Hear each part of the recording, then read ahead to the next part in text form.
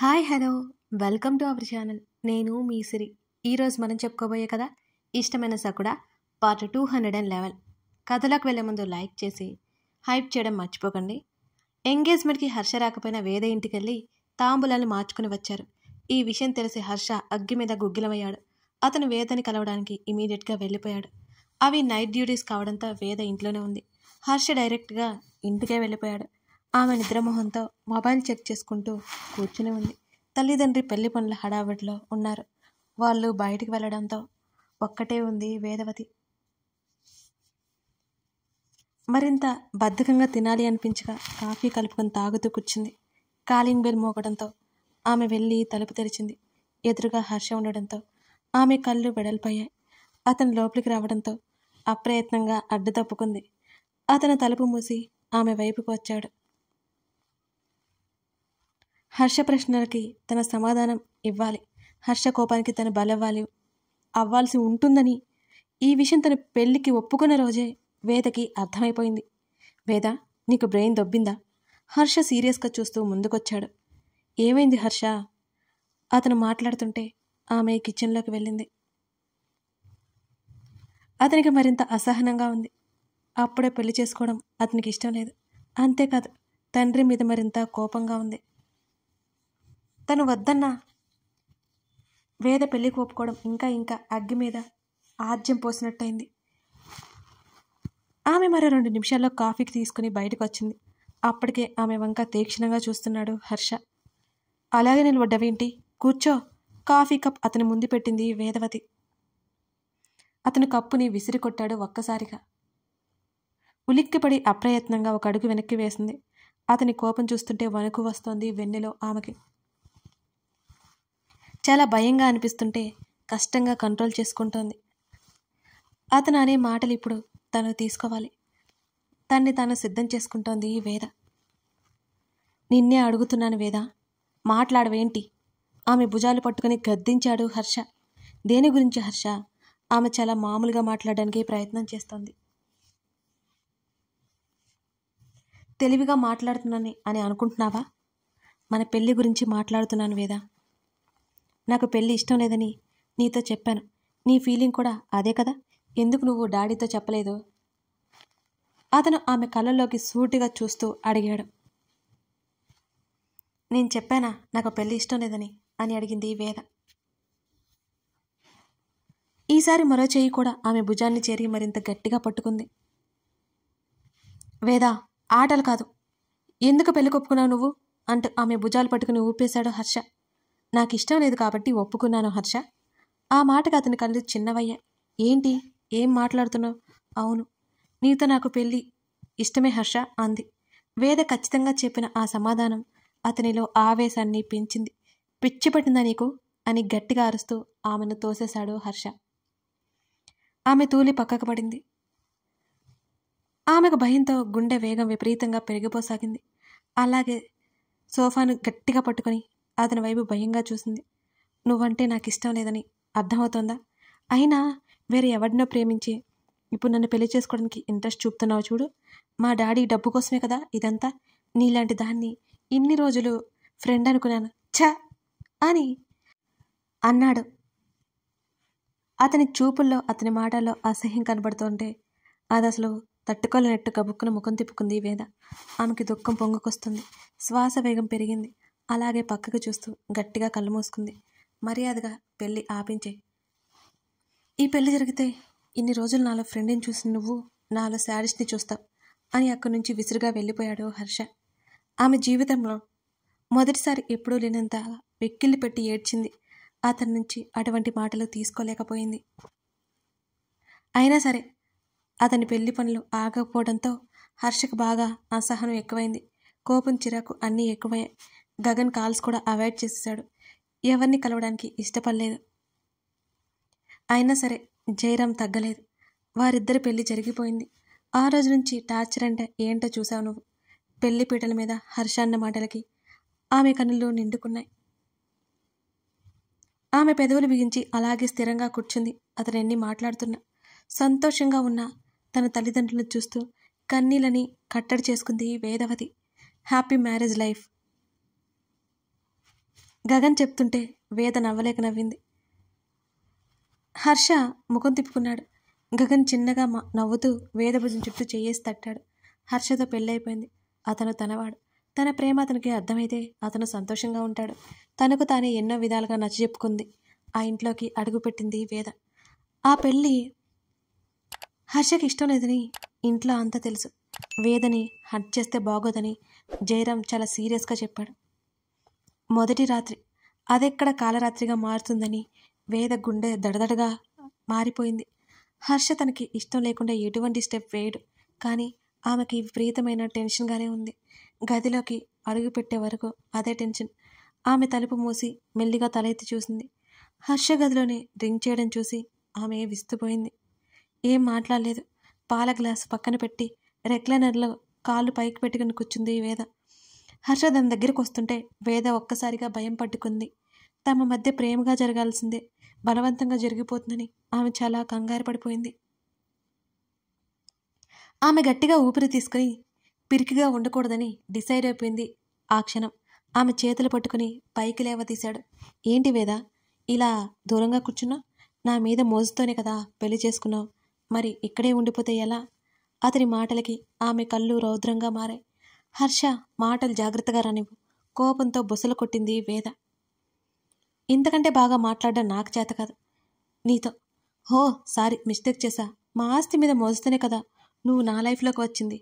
ఆ మాట ఆమె గుండెను చీల్చివేసినట్లయింది. ఆమె కళ్ళు కన్నీళ్లను దాచుకున్నాయి. ఆవేశంతో లాగిపెట్టి అతని చెంప మీద బలంగా కొట్టింది వేద. ఇంకొక మాట మాట్లాడినా నేను ఊరుకోని హర్ష. నీ పాడికి నీ ఇష్టం వచ్చినట్లు నువ్వంటే నోరు మూసుకుని ఎవరూ లేరిక్కడ కూర్చోడానికి. ఆమె కోపంగా వేలు చూపిస్తూ అంది. అతను ఆమె వైపు మరింత ఆవేశంగా చూస్తూ ఆమె రెక్క పట్టుకుని దగ్గరికి లాక్కున్నాడు. అంత రోషం ఉన్న తనవి నేను వద్దంటున్నా. ఎందుకు ఎందుకు పెళ్లి చేసుకున్నావు నన్ను అంటూ ఆమె కళ్ళలోకి సూటిగా చూస్తూ అతను గట్టిగా అరుస్తుంటే ఆమె మరోసారి ఉలిక్కిపడింది. నిన్నే అడుగుతున్నాను చెప్పు అన్నాడు హర్ష. ఇట్స్ హట్టింగ్ హర్ష. ఆమె గొంతు వణికింది. నువ్వు చేసిన పనికి నాకు కూడా హట్టింగ్గానే ఉంది వేద. ఎంత నమ్మాను నిన్ను. నాకు ఇష్టం లేదని చెప్తున్నా కూడా బలవంతంగా నా లైఫ్లోకి ప్రవేశించావు. అలాంటి నిన్ను ప్రశాంతంగా ఉండనివ్వాలా నేను? అతను మాట్లాడుతుంటే అతని దవడ కండరాలు పదే పదే ముడిపడుతున్నాయి. అతని కళ్ళు మరింత ఎర్రజీరలను కమ్ముకొని ఉన్నట్టున్నాయి. హర్ష, నేను నిన్ను మోసం చేయలేదు. ఆమె బేలగా చూసింది. అతని నిందలు ఆమె భరించలేకపోతుంది. చెప్పు, నన్ను పెళ్లి చేసుకోవడానికి కారణం ఏంటి? అతను నిలదీశాడు. ఆమె పెదవి దాటి మాట బయటికి రాలేదు. తను వేరే ఎవరినో ఇష్టపడుతున్నాడో అని హర్ష అనుకుంటుంటే, కాదు నిన్నే ఇష్టపడుతున్నాను, నన్ను నమ్ము అని ఆమె ఎలా చెప్పగలదో? చెప్పలేకపోయింది. నువ్వు చెప్పలేవు. నీ ఇంటెన్షన్ ఏంటో నాకు తెలుసు. అతను మరింత సూటిగా అసహ్యంగా చూస్తుంటే ఆమె భరించలేకపోయింది. ఇందాక నన్ను కొట్టావే, అంత సెల్ఫ్ రెస్పెక్ట్ ఉన్నదానివి దేనికి ఆశపడి పెళ్లి చేసుకున్నావు నన్ను? ఒకప్పుడు నువ్వు నా ఫ్రెండ్వి. నీ మీద నాకు అభిమానం, ఆ ఇష్టం ఉన్నాయి కనుక నేను ఏం చేయలేకపోతున్నాను. లేకపోతే ఈ పాటికి అంటూ చెప్పలేక పళ్ళు బిగించి విసురుగా ఆమె నుంచి దూరం జరిగాడు హర్ష. ఇంత రాత్రి అని చూడకుండా హర్ష ఇంటి నుంచి వెళ్ళిపోయాడు. ఆమె అలాగే అక్కడే కింద కూలబడింది. పెళ్లి తర్వాత అందంగా ఉండాల్సిన తన జీవితం ఇలా అవడానికి తనే కారణం. తెల్లవారుజామున కల్లా హర్ష ఇంటికి వచ్చాడు. ఎప్పుడు స్వచ్ఛంగా నవ్వుతూ ఉండే వేద మొదటిసారి నవ్వు నటిస్తోంది. ఆమె నవ్వు చూసి ఇంట్లో వాళ్ళందరూ కాస్త ప్రశాంతంగా ఫీల్ అయ్యారు. వాళ్ళిద్దరి మధ్య ఉన్న దూరం బయటికి రాకుండా చేయడానికి ఆమె చాలా చాలా జాగ్రత్తగా ప్రయత్నిస్తోంది వేద. పెళ్ళి అయినా 2-3 నెలలు గడిచిపోయినా హర్ష మాటలు ఆమెను బాధ పెడుతూనే ఉన్నాయి. ఆమె పైకి నవ్వుతోంది. ఆమె ఊరుకోలేక ఎదురిస్తోంది. కానీ అంతలోనే సమాధానం లేనట్టు అతని ముందు మిన్నుకుండిపోతోంది. అతను ఇంట్లో వాళ్ళతో మాట్లాడడం మానేశాడు. వేద అందరితో ఎప్పట్లాగానే ఉంది. వేద నవ్వు చూసి వాళ్ళిద్దరి మధ్య అంతా బాగానే ఉందని ఇంట్లో అనుకుంటున్నారు. గగన్ గతంలో చేసిన జాబ్ పరంగా అతను మళ్ళీ యుఎస్ఏ వెళ్లాల్సి వచ్చింది. ఆ టైంలో 2-3 నెలలు తిరిగి వచ్చేసరికి హర్ష వేద డార్జిలింగ్ వెళ్ళారని అతనికి తెలిసింది. అక్కడ ఛాన్స్ రాకపోవడంతో అక్కడే అతను అకాడమీలో జాయిన్ అయ్యి ప్రాక్టీస్ చేస్తున్నాడు. అక్కడ ఆల్రెడీ జయరామ్ హాస్పిటల్స్లో వేద వర్క్ చేస్తుండిపోయింది. సరదాగా మొదలైన తన గతం వేద కళల్లో నీళ్లు నిండుకునేలా చేసింది. ఇంత సెన్సిటివ్ గల ధరణికి కూడా వేద మాటలు ఏడిపించేశాయి. కళ్ళు తుడుచుకుంటూ ధరణిని చూసిన వేదకి ధరణి ఏడుస్తూ కనిపిస్తోంది. ఓయ్, ఎందుకు ఏడుస్తున్నావు? ఇప్పుడు చూడు, నేను ఎంత హ్యాపీగా ఉన్నాను. మీ ఆయనే గనక ఈ విషయం తెలిసిందనుకో, నిన్ను ఏడిపించినందుకు నన్ను చంపేస్తాడు అన్న వేద ధరణి చెంప తడుముతూ, ఐఎమ్ సారీ, నాకు తెలీదు ధరణి దిగులుగా చెప్పింది. ధరణి, నేను కోరి మరీ హర్ష లైఫ్లోకి వెళ్ళాను. ఎలా ఉంటుందో నాకు తెలిసే వెళ్ళాను. ఆ తర్వాత హర్ష తెలుసుకున్నాడు. నేను తన మీద కోపం చూపించలేకపోయాను. ఇక ప్రేమించాను కదా ధరణి. అంతేకాకుండా హర్ష కావాలని చేయలేదు. నా మీద ప్రేమ లేదని చెప్తూనే ఉన్నాడు. నేనే కదా రికోరి చేసుకున్నాను. తన తప్పు ఎలా అవుతుంది ఇక్కడ? అందుకే క్షమించేశా.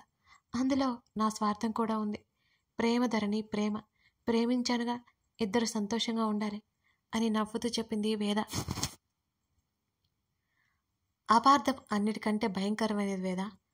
ఒక మనిషి నిందను తట్టుకుని బ్రతకడం కంటే ఘోరమైన పరిస్థితి ఇంకేం లేదు. ఆమె అప్రయత్నంగా ఆ మాటలు చెబుతోంది.